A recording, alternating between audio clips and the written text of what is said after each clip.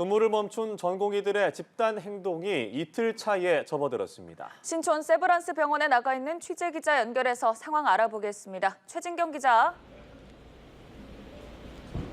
네, 서울 신촌 세브란스 병원에 나와 있습니다. 이곳 세브란스 병원은 전공의 612명 중 600명가량이 사직서를 제출한 걸로 알려졌는데요.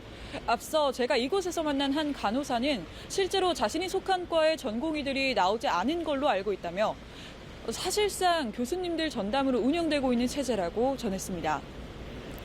세브란스 병원은 서울 성모병원이 포함된 가톨릭 의료원과 함께 근무지를 이탈한 전공의들이 상대적으로 많은 병원으로 꼽히는데요. 병원은 전공의 이탈로 수술 일정을 50% 정도 줄일 수밖에 없을 걸로 보고 진료과별로 조치 중입니다. 이미 이번 주에 예정됐던 수술 중 긴급하지 않은 환자를 줄여 입원과 수술 연기를 안내했고 외래 진료도 축소했습니다.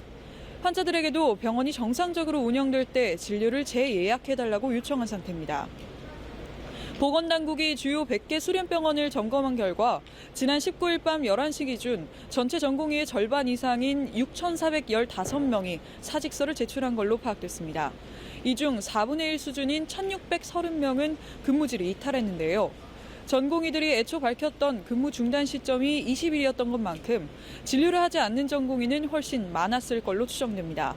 정부는 출근하지 않은 사실이 확인된 전공의 831명에게 업무 개시 명령을 발령했습니다. 업무 개시 명령에도 돌아오지 않으면 면허 정지 행정처분이 내려질 수 있습니다. 지금 진료나 수술 차질에 따른 환자 피해가 속출하고 있다고 하죠. 네, 그렇습니다. 전공의 파업으로 인한 환자들의 피해 사례도 잇따라 전해지고 있는데요. 지난 20일 자정 기준 의사 집단행동 피해 신고 지원센터에는 총 34건의 피해 사례가 접수됐습니다.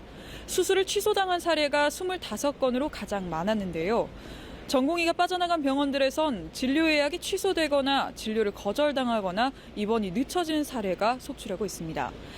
당장 수술이 급하지 않은 입원 환자들에 대해선 퇴원 또는 전원 조치시키고 있습니다.